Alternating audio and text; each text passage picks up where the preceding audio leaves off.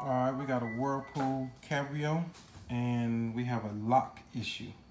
So right now, I'm going to put it on rinse and spin, take off the extra rinse, and show you guys what I'm getting here.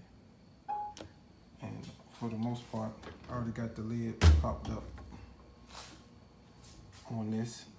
And you're gonna see what I'm talking about. It's gonna start as normal till you add a garment, and then the lock is supposed to lock. And this is what I get. I'm gonna show you how to fix this issue right now.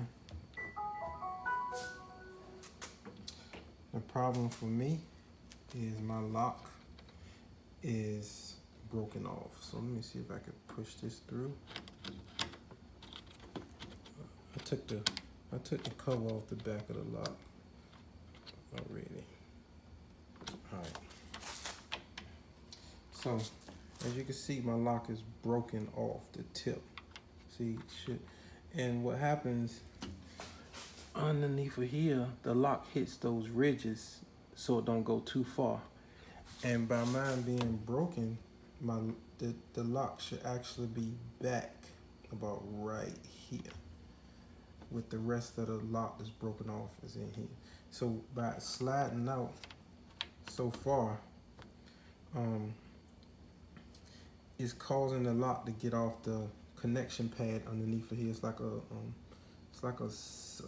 gold like metal connector that's on the circuit board. So when it's sliding back and forth, it's when the motor spins to lock it, it's sliding it all the way forward, and it's getting off the metal connectors on the circuit board. So basically, it's losing its connection, and so the washer doesn't see the lock itself. So it gives you that code, and then it unlocks it. So I'm gonna show you how to fix this if you have this issue, if your lock tip is broke.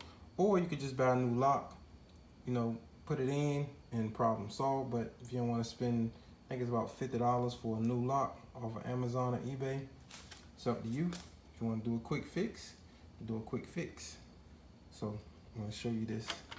So what I did, this paper, and I'm going to actually put something here to keep my lock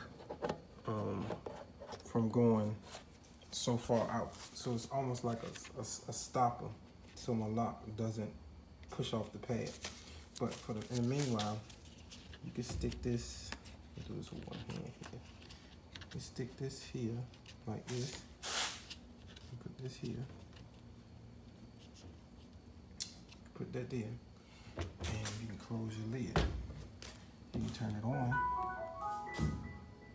We're gonna do here, here, and stop. Hold that down, and I'm gonna lift the lid so you guys can see what's going on under here. Sorry for that.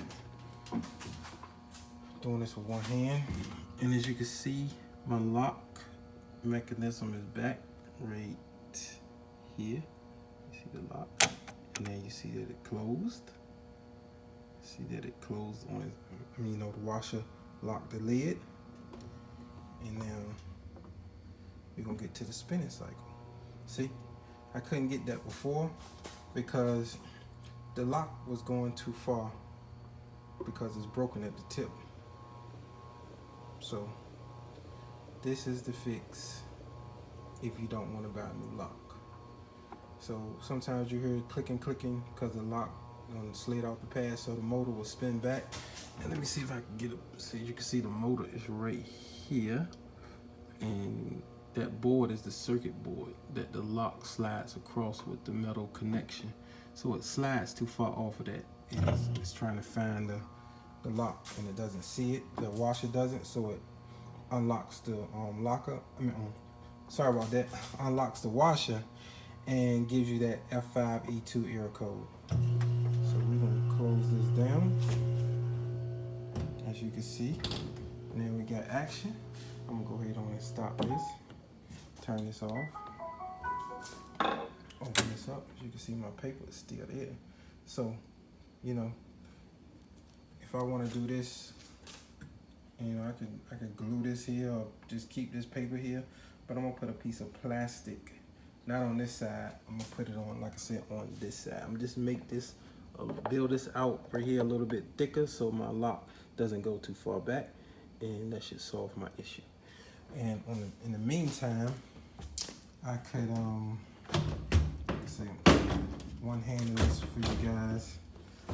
I could take this lock off right here and show you what I'm talking about on the when the lock slides too far out. So give me a second. I'm gonna take this hex out and this one out, or should I say star. Yeah, this is a star screw. I'm gonna take that out, or I could take these out, but I'm just gonna take these two out right here and show you guys exactly what's going on. So I'll be right back. All right, so now you can see I took this lock off. Don't mind this, I was painting something earlier, so. But anyway, this is the plastic lock piece that slides. And as you can see, it slides on this pad. And you'll see there's a blank space on the side closer to me. That's just to break the circuit, but when the lock goes a little further, it gets back on the metal pad, as you can see. But what was happening with me is the lock was going off the pad because it was, like I say, it was trying to, it's at a point where the lock isn't broke at the tip, it stops it and it keeps it on the pad. But by mine being broke, it's jumping off the pad. So that was the issue. And so the motor would spin back, spin the lock all the way back and give you that code. It's like, hey, what happened to the lock? It's not on the, it's not closing the circuit where it should be right here. So that was the issue. So hope this helped whoever that needs this help. If not, you can just change the lock and you can just buy this part right here. And hold on a second. This is the cover that goes on the back of it. And it's just some tabs that you take off. You'll see like here, when you take it off, it'll be a tab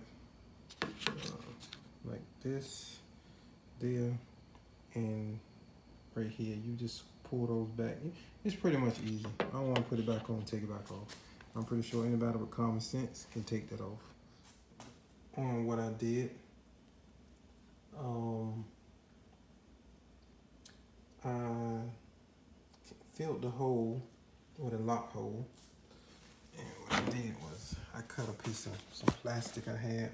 So it was a little storage container, piece of plastic. I just cut a square like here, removed the lock, put it behind it, and I used some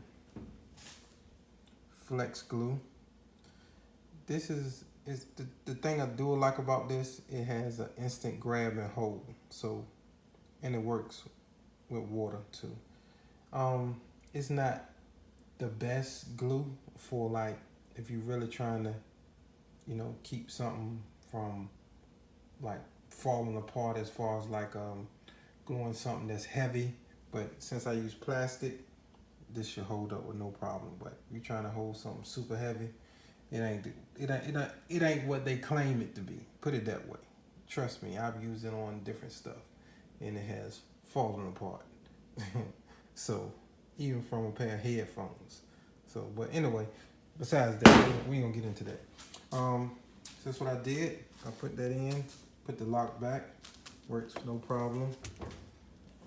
As you can see, I'll give y'all a test run.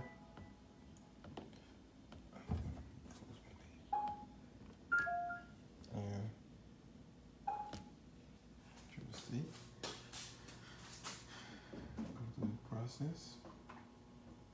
Should see lid lock.